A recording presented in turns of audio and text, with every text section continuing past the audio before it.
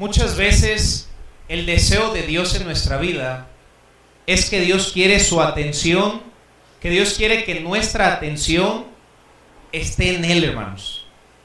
Y pregúntate, hermanos, ¿realmente mi atención, mi propósito, mi esmero está en Dios? Hay una historia de un granjero, y ese granjero afirmaba que su mula, su animal, hacía todo lo que le dijeras.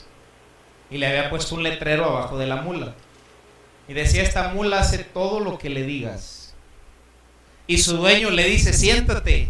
Y se sentaba la mula. Y le decía, párate. Y se paraba la mula. Y le decía, da 3 pasos para atrás. Y la mula daba 3 pasos para atrás. Un hombre a lo lejos se quedó viendo y se sorprendió cómo esa mula le obedecía. En eso el dueño se fue y la persona que estaba a lo lejos se le acercó a la mula estaba acostada. Se le acercó a la mula y le dijo, párate. Y la mula ni en cuenta. Y le dice otra vez, mula, párate. Y la mula no respondía. Entonces el dueño se acerca y se empieza a reír. Y él le dice, tu mula no sirve. Le estoy diciendo que se pare y la mula no se para. Y entonces él se le acerca a la mula, le pega en la cabeza y le dice, párate. Y se para. Y le dijo, no es que la mula no haga caso, sino que la mula no tenía tu atención. ¿Cuántas veces nosotros como cristianos somos como la mula? Oh, yo obedezco a Dios, ni siquiera Dios tiene tu atención, hermano. ¿Y sabes qué tiene que hacer a veces Dios? ¿Qué quieres que haga, Señor? Estamos como la mula. Las adversidades son un golpe en la cabeza para que mi atención regrese a donde debe estar, que es con Dios, hermanos.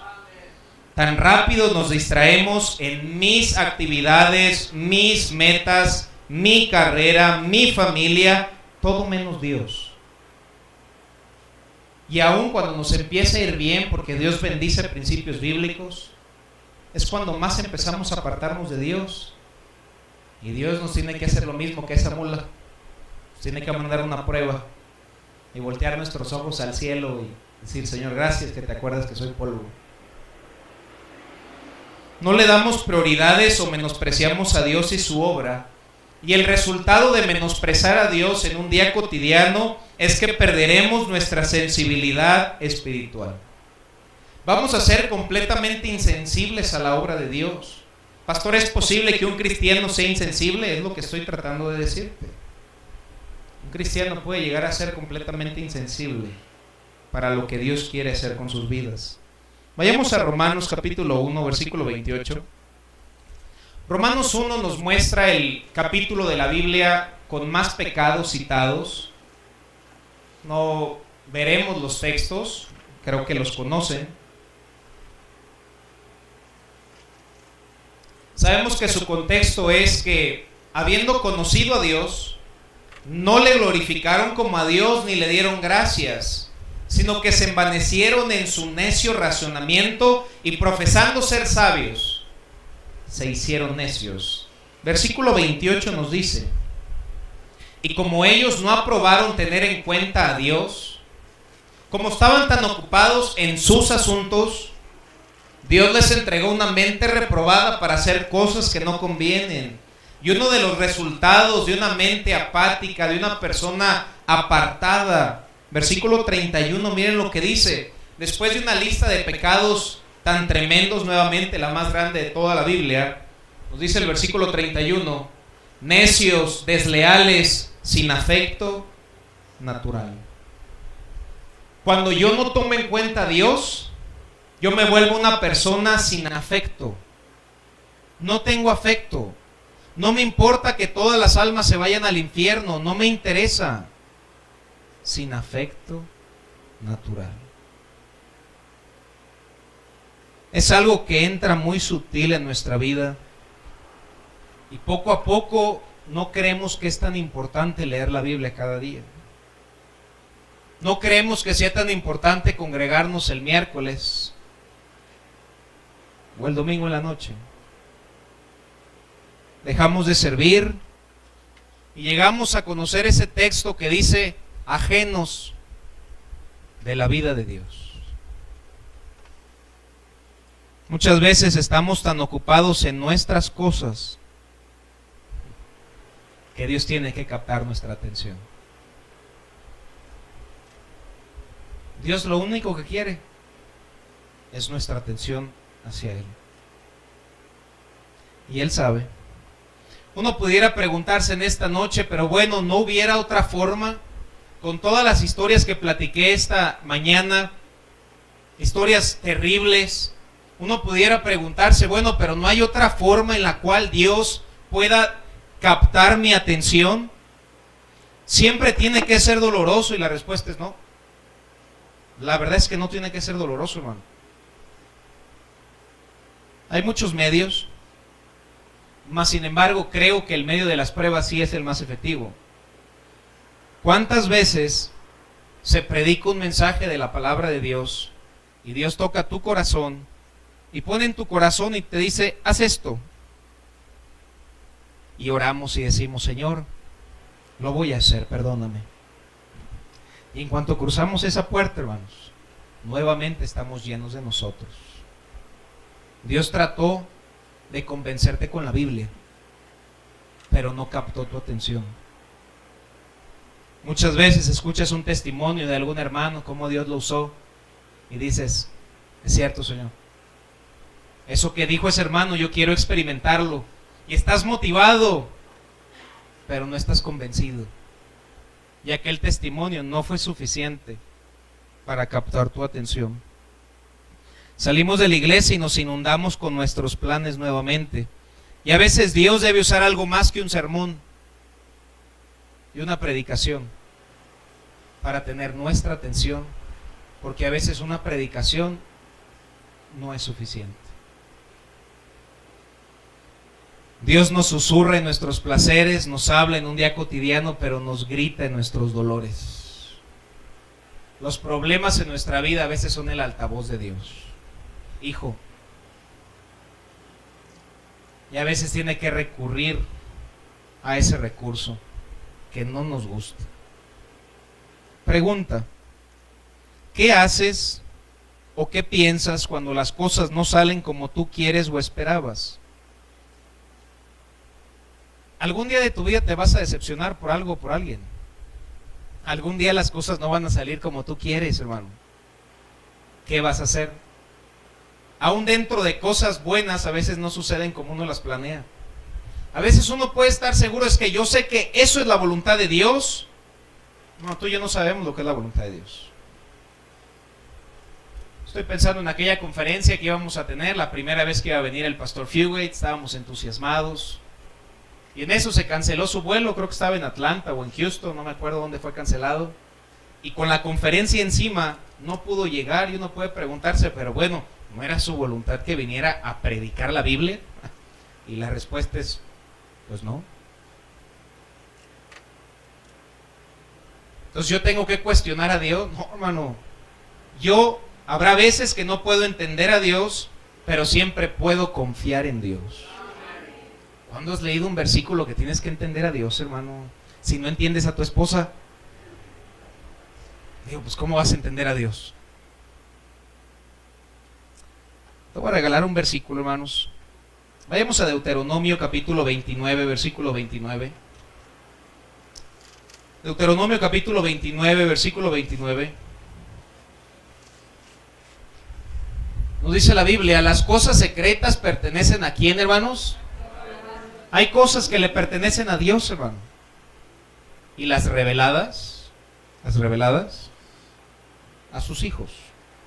Aquí tenemos suficiente para pasar un buen tiempo, hermanos. Lo que es muy claro. Es más, con Mateo 28 tenemos para el resto de la vida, hermanos. Y con los últimos 3 textos, hermano, ni siquiera todo el capítulo. Aunque tratemos de descifrar, nunca podremos. Vayamos a Job 37:20. Me voy a desviar unos cuantos minutos. Job 37:20. Job estaba preguntándose, ¿por qué, Señor? ¿Por qué permites esta aflicción en mi vida? Y dice la Biblia, será preciso contarle cuando yo hablare, por más que el hombre razone, quedarás abismado. Que si a veces nos cuesta trabajo entender a una persona, ¿cómo podremos comprender la mente de Dios? Cuando estamos en un estado de confianza y nos creemos autosuficientes, hasta nuestra oración se hace insípida. Ay, gracias Dios por este día. Pero ¿qué tal cuando tienes un día bien malo? La oración cobra vida, hermanos. Oh Dios, por favor. Señor, tú sabes. Oh Dios, tú sabes cómo está mi hijo, Señor. ¿Te das cuenta que es necesario que Dios te haga así? Que nuestra oración es insípida, hermanos. Ay, gracias Dios por todo lo que me das. ¿Y esa oración qué, hermanos? Pero ¿qué tal la oración de Ana? Sí, pero fue un momento muy difícil, hermanos. A veces confundimos nuestro bienestar con lo espiritual y como no pasa nada, erróneamente asumimos que todo está bien. Tan solo las personas que salen a ganar almas, hermano, cuando le tratamos de dar el evangelio a alguien que cree que está bien, no ven la importancia de un Salvador. Es complicado hacerlos que se arrepientan de sus pecados porque pues no vivo mal, no tomo, no fumo, vivo mejor que mi vecino. Y es difícil a una persona que cree que está bien hacerle ver su necesidad de Cristo. Todo está bien, ¿para qué echar a perder mi vida? ¿Para qué pienso en la muerte si la vida está tan a gusto? Es más, ¿para qué pienso en el día de mañana? Muchas personas tienen esa filosofía y no les importa dónde van el día de su muerte, porque están bien. Pero esa misma persona, cuando Dios le hace así, es una completa persona distinta.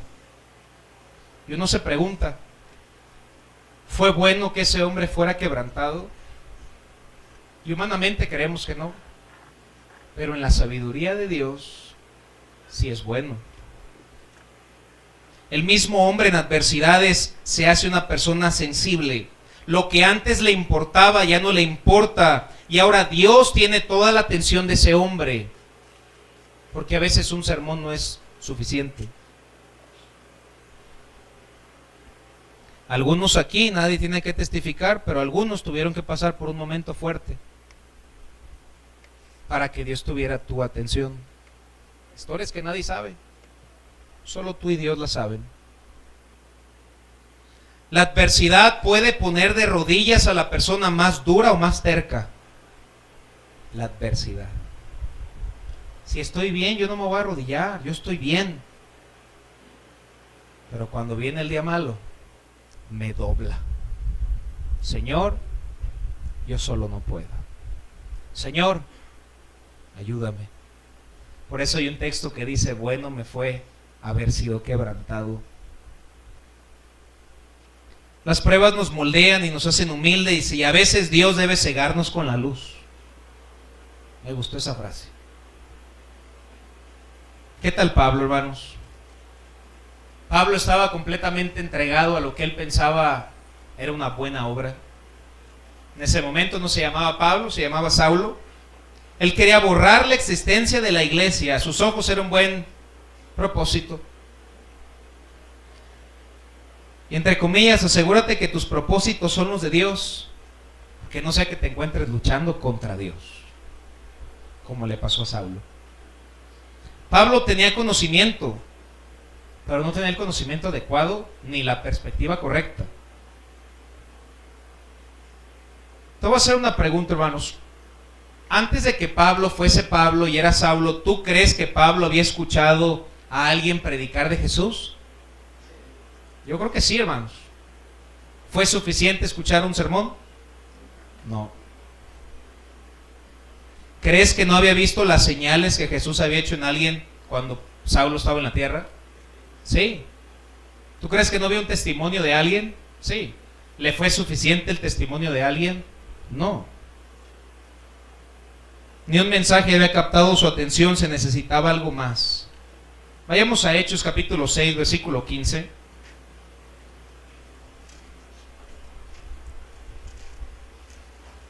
Hechos 6:15 nos dice la Biblia.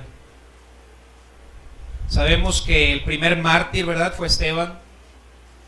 Y nos dice la Biblia: entonces todos los que estaban sentados en el concilio, al fijar los ojos en él, el primer mártir, vieron su rostro como el rostro de un ángel. Esteban estaba con el concilio. Algunas personas creen que eran 25,000 personas, y es que estaban todos juntos reunidos. ¿Te imaginas cómo se sentía tan chiquito enfrente de ellos? Mas sin embargo, cuando los hombres lo vieron, vieron el resplandor de un ángel en el rostro del primer mártir. Yo creo que muchos se conmovieron y dijeron: ese hombre es un siervo de Dios. ¿Le fue suficiente a Saulo ver el rostro de un ángel en el primer mártir? No. Vayamos a Hechos capítulo 7, versículo 54. Me impacta la vida de Esteban, hermanos. Y nos dice la Biblia en el 54: oyendo estas cosas, se enfurecían en sus corazones y crujían los dientes contra él. Pero Esteban, lleno del Espíritu Santo y puestos los ojos en el cielo, y siempre hay que tener los ojos en el cielo, hermanos, vio la gloria de Dios. A veces creemos que la gloria de Dios solamente se ve en los días buenos. Sin embargo, a veces vas a ver la gloria de Dios en los días malos. Esteban estaba a punto de morir y ahí vio la gloria de Dios. Nos dice la Biblia: y a Jesús, que estaba a la diestra de Dios. ¿Te imaginas su rostro como el de un ángel? Los ojos en el cielo, y en eso ve el rostro de Cristo en el cielo. Estamos hablando de la historia del primer mártir. Y nos dice la Biblia: y dijo: he aquí, veo los cielos abiertos. Él ya escuchaba: ven a casa. Él ya estaba a punto de escuchar las palabras: bien hecho, buen siervo y fiel. Y nos dice: veo los cielos abiertos y al Hijo del Hombre que está a la diestra de Dios. Entonces ellos, dando grandes voces, se taparon los oídos y arremetieron contra él. Tal vez ya ni siquiera querían escuchar, porque tal vez entraron en una convicción al ver el sufrimiento de ese primer mártir. Y apedreaban a Esteban, hermanos, y Esteban invocaba a Dios: Señor, ya voy a casa. Señor, ya voy, quiero ser un mártir fiel. Y los hombres se conmovían al ver cómo un hombre cristiano estaba dispuesto a morir por su fe en Cristo. Soldados romanos probablemente se convertían al cristianismo, y Saulo estaba ahí parado. Y nos dice, versículo 58: y echándole fuera de la ciudad le apedrearon, y los testigos pusieron sus ropas a los pies de un joven. Se llamaba Saulo. Una playera rota, pantalón desgarrado, lleno de sangre. Y por ahí había un muchacho, un joven llamado Saulo, y se lo ponen ahí enfrente. ¿Cómo te hubieras puesto tú si viste cómo están lastimando a ese hombre y lo están matando por la causa de Cristo, y ponen esa ropa enfrente de ti? Versículo 59: y apedreaban a Esteban mientras él invocaba y decía: Señor, recibe mi espíritu, Señor. Y puesto de rodillas clamó a gran voz: Señor, no les tomes en cuenta, aunque me estén apedreando, Señor. No les tomes en cuenta este pecado. Y habiendo dicho eso, se murió enfrente de Saulo, con las ropas llenas de sangre. ¿No te sería suficiente para que se hubiera convertido? ¿Se convirtió? No. Porque hay personas, hermanos, que a veces Dios tiene que hacer más cosas para tener nuestra atención. No lo veas como algo malo. A la final es por un buen propósito, aunque no será placentero un rato, pero al final es bueno. Saulo, te conmovió el primer mártir, hasta lo disfrutó. Por ser parte del Sanedrín, él pensaba que estaba haciendo lo correcto, perseguir a la iglesia de Dios. ¿No te quebrantó, Saulo? No, en lo más mínimo. Entre menos uno entiende, irá creciendo más lo que Dios tenga que hacer para tener mi atención. Primero fue un mensaje, primero fue un testimonio, después un hombre murió enfrente de él. ¿Qué tal Faraón y las 10 plagas? Vayamos a Hechos capítulo 8, versículo 1. Pero Faraón, mira las ranas, mira los piojos. No. ¿Tenía que haber una necesidad de una 10ª plaga? Yo creo que no, hermanos. Pero tuvo que haber necesidad de una 10ª plaga. ¿Sí? Hechos 8:1 nos dice, hermanos, y Saulo consentía en su muerte. ¿Qué es la palabra consentir? Le preguntaron, ¿lo matamos? Yo consiento, sí, mátalo. Ese era Saulo. Saulo decidió que se muriera. De ahí comenzó la gran persecución de la iglesia. Nos dice la Biblia, y Saulo consentía en su muerte. En aquel día hubo gran persecución contra la iglesia que estaba en Jerusalén. Hermanos, y me impacta que hasta que hay problemas en la iglesia es cuando la iglesia crece y comprendemos que nuestro propósito es predicar el evangelio.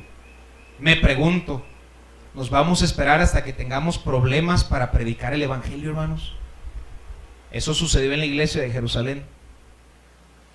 Cuando tenemos problemas es cuando más serviremos a Dios. Versículo 4, miren lo que dice la Biblia. Dice la escritura, pero los que fueron esparcidos iban por todas partes anunciando el evangelio. ¿Por qué ese pasaje no está un capítulo antes? Porque a veces nos movilizan los problemas. ¿Fue suficiente para Saulo? La respuesta es no. Más adelante el pasaje nos dice que Saulo iba camino a Damasco, la capital de Siria. Algunos creen, una de las ciudades o la ciudad más antigua del mundo. Iba caminando por Siria. Hubo algo ahí de cristianismo, hermanos, y ahorita es la cuna de los musulmanes. La Biblia dice que Saulo iba caminando, iba rumbo a Damasco.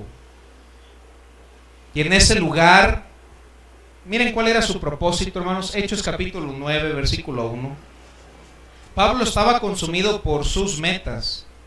Siempre asegúrate que tu meta sea la misma que la meta de Dios. Nos dice la Biblia, y Saulo, respirando aún amenazas y muerte contra los discípulos del Señor, vino al sumo sacerdote y le pidió cartas para las sinagogas de Damasco, a fin de que se hallase algunos hombres o mujeres de este camino. Así le llamaban a los cristianos, porque Jesús es el camino, la verdad y la vida. Aquellos, los del camino. Si yo veo a algún cristiano, Saulo decía, lo quiero matar, que lo trajesen presos a Jerusalén. Él estaba consumido por sus metas, pero ¿qué captó la atención de Saulo? Versículo 3, mas yendo por el camino, aconteció que al llegar cerca de Damasco, capital de Siria, repentinamente le rodeó un resplandor de luz del cielo, y cayendo en tierra oyó una voz que le decía, Saulo, Saulo, ¿por qué me persigues? Él le dijo, ¿quién eres, Señor? Fue una luz tan resplandeciente del cielo, que fue algo tan brillante que lo hizo quedarse ciego, que a un hombre tan prominente lo hizo caer sobre sus rodillas y humillarlo a él y humillarlo delante de sus amigos, que no iba caminando solo. Los otros amigos no se quedaron ciegos, se quedó ciego él, porque Dios lo quería a él. Quedó en vergüenza esta persona eminente al lado de sus amigos. ¿Te imaginas a Saulo de rodillas pensando, me habré quedado ciego? Probablemente tomando sus manos hacia los ojos, dándose cuenta si sus ojos realmente estaban abiertos o no lo estaban, y al darse cuenta que estaban abiertos pero no veía nada, empezó a preguntarse, ¿será que me quedé ciego el resto de mi vida? Un hombre prestigiado ahora postrado en la tierra. Tal vez pensó que sería ciego el resto de su vida. Tal vez se paralizó de miedo y dijo, ¿qué voy a hacer? Pero ese mal físico y su ceguera fue lo que Dios usó para tener la atención de Saulo. ¿Qué tiene que hacer Dios para tener nuestra atención, hermano? Este no fue el primer recurso de Dios, fue al menos el cuarto. ¿Qué tiene que hacer Dios para tener nuestra atención? Este mal físico era exactamente donde Dios lo quería. Preparado para escuchar, ¿por qué me persigues? Y me encanta eso. Tal vez él decía, pero ¿cómo voy a perseguir si Jesús ya murió? Jesús murió, pero se resucitó al tercer día, hermanos. Y está más vivo que nunca. Persiguiendo a Jesús. ¿Qué hizo Pablo, hermanos? Versículo 6 es la meta de Dios para cada uno de nosotros. Y a veces Dios mismo tendrá que mandarnos problemas. En este caso en Pablo fue ceguera. Y él, temblando y temeroso, le dijo: ¿no tú crees que él 3 versículos antes estaba temblando y temeroso? Hermano, caminaba prepotente. Soy Saulo de Tarso. Ah, sí. Y Dios le hace así. ¿Quién eres? Temeroso y temblando. ¿Qué quieres que yo haga? No es que Dios busque un problema en nuestra vida, es que Dios busca nuestra atención. Si Saulo hubiera respondido: Señor, ¿qué quieres que yo haga?, 2 capítulos antes, la historia hubiera sido completamente distinta, hermanos. Eso es lo que Dios quiere, una persona dispuesta. ¿Qué le debo decir yo a Dios esta noche? Señor, ¿qué quieres que yo haga?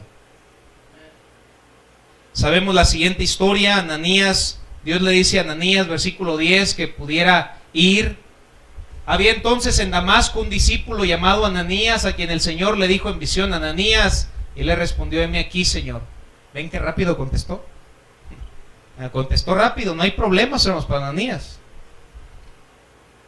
Y el Señor le dijo: levántate y vete a la calle que se llama Derecha y busca en la casa de Judas a uno llamado Saulo de Tarso, porque he aquí él ora.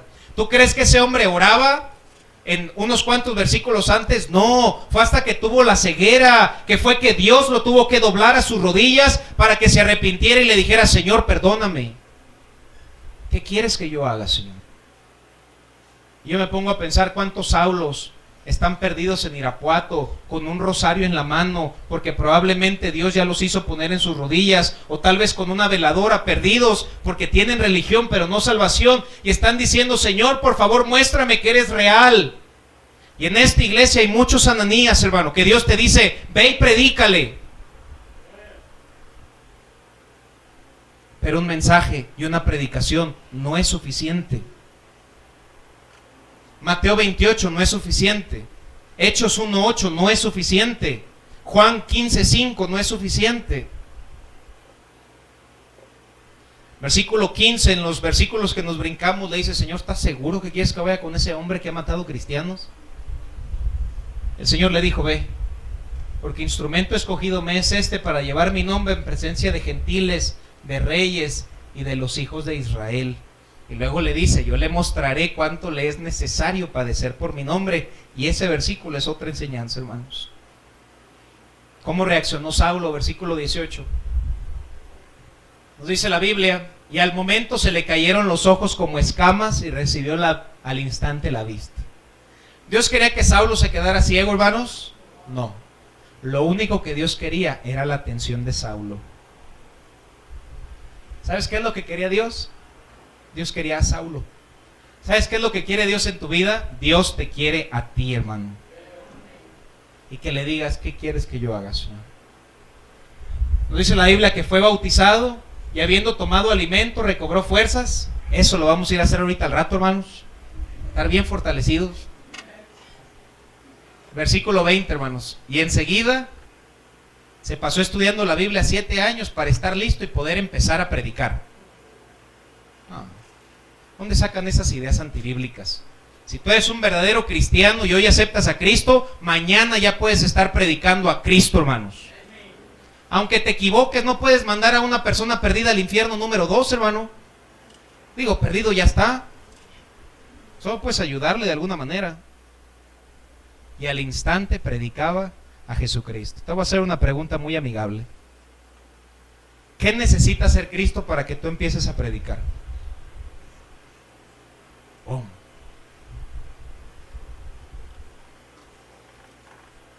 La muerte de un mártir, testimonios y mensajes escuchados no fueron suficientes para Pablo. Necesitó quedarse ciego.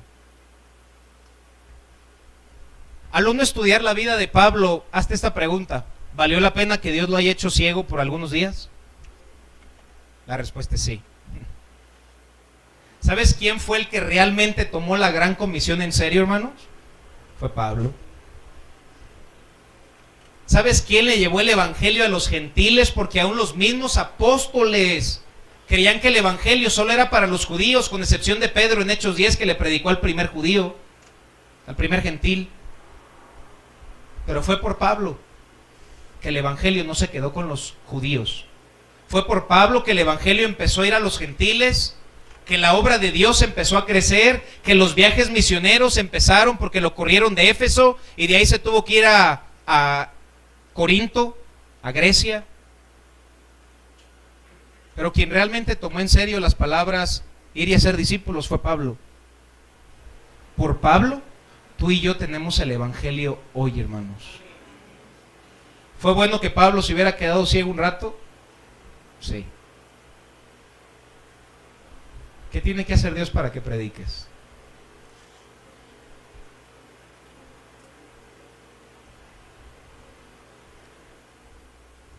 Al ver estas historias es fácil cambiar nuestra manera de pensar tocante las adversidades.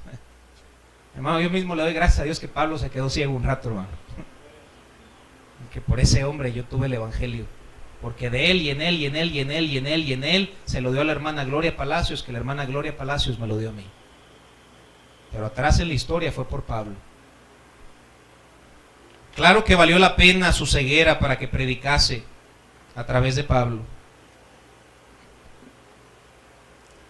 Vayamos a 1 Corintios 9:16, hermanos. 1 Corintios 9:16. Te voy a predicar un mensaje en un minuto, hermano. Vamos, sírvele a Dios por las buenas, hermano. Hermano, ¿cómo te lo puedo explicar? Te puedo dar versículos toda la noche, hermanos. Yo sé que Dios restaura un hijo pródigo, pero ¿para qué eres un pródigo? ¿Para qué llegas con moretones? ¿Para qué llegas manchado por el pecado, hermano? Si estando bien podemos servir a Dios. No es una carga, es un privilegio servir a Dios. Hazlo por las buenas, hermano. Seamos como ese burrito. Hombre, si Dios dice que me siente, pues me siento. Yo no quiero que me pegue, hermanos. Y Dios sabe cómo tener mi atención. Por eso estoy bien atento, hermanos. Pablo nos dice, hermanos, pues si anuncio el evangelio no tengo por qué gloriarme, hermanos, porque me es impuesta necesidad y ay de mí si no anunciar el evangelio, por lo cual si lo hago de buena voluntad, Dios me va a recompensar. Amén, hermanos. Pero si lo hago de mala voluntad, la verdad es que no importa, la comisión se me ha sido encomendada. Aunque lo hagas enojado, aunque lo hagas sin ganas, como quiera hazlo. No va a haber recompensa, pero al menos no va a haber. Pero digo, ya que lo vamos a hacer, pues hagámoslo de buena gana para que Dios nos recompense, hermanos. Me impacta en la vida de Saulo que Dios no vio su pasado, sino Dios vio su potencial, hermanos. ¿Sabes qué Dios ve hoy en ti, hermano? No ve tu pasado y los errores y los pecados que hemos cometido, sino ve el potencial que tú puedes hacer por Dios, hermanos. Cada uno de nosotros pudiéramos ganar al menos 10 personas para Cristo. Vamos, ahorita apenas cabemos, igual caben otros 10, hermanos, por ahí. Vamos, si cada uno de nosotros sacáramos 10 almas a los pies de Cristo, hermanos, qué bendición sería, hermanos.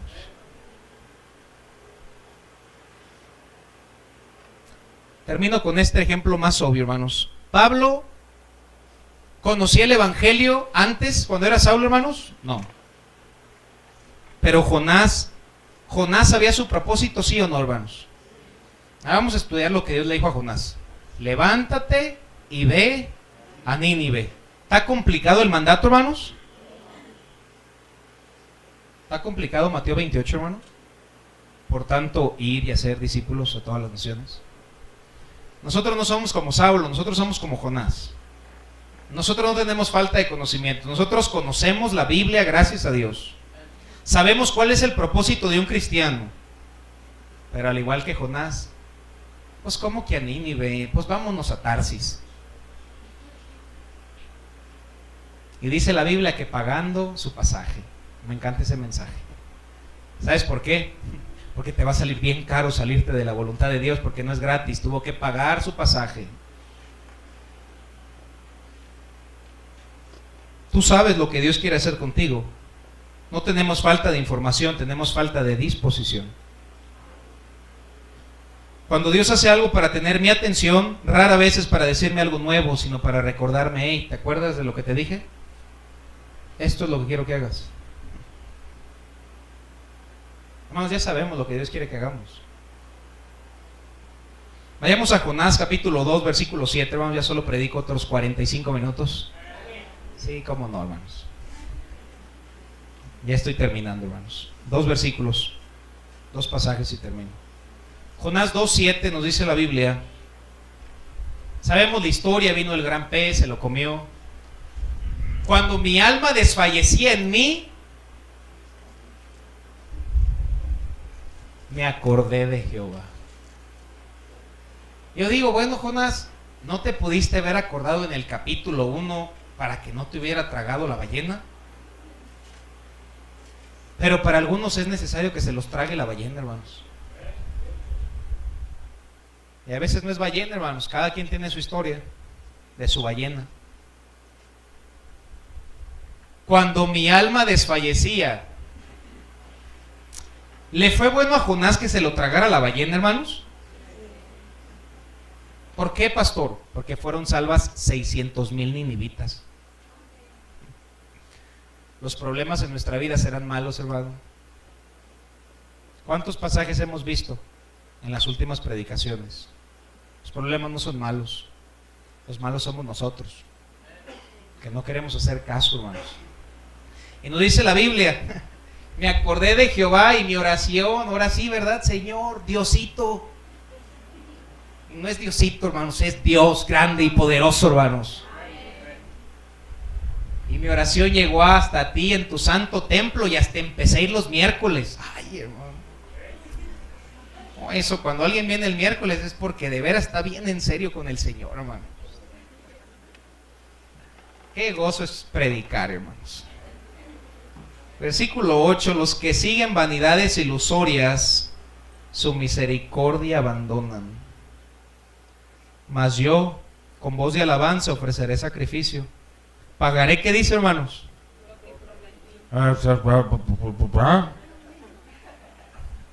Pagaré lo que prometí. Ahora, ¿qué le prometiste? Pues ni modo que yo sea Dios, hermano. Tú sabes lo que le prometiste.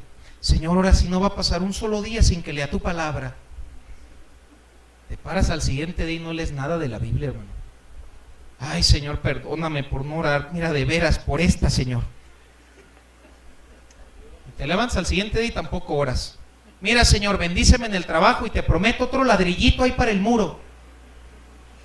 Bien callado, hermanos. Amén, hermano. Gloria a Dios, aleluya. Ahora sí, este dominguito voy a dar mi diezmo, Señor. Ay, pero pues los tacos. Pagaré lo que te prometí. ¿Qué le prometiste? Yo te pregunto a ti, ¿qué le prometiste? Que Dios te lo recuerde en esta noche. ¿Te acuerdas lo que me prometiste?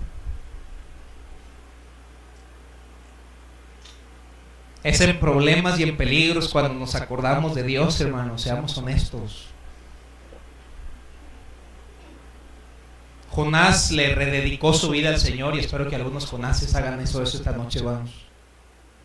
Y si no, ni te me acerques, que no quiero que me traiga una ballena, hermanos. Ahora, ¿por qué Jonás se arrepintió? ¿Porque sintió compasión por los de Nínive? La verdad es que no, hermanos. Ya no quiso que se lo comiera otra ballena. Por eso predicó.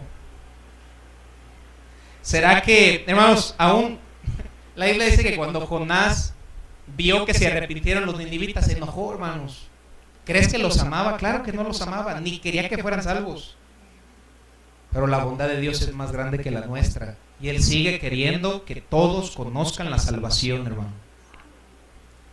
Si Dios te lo pide, es suficiente razón para que lo hagas, hermano.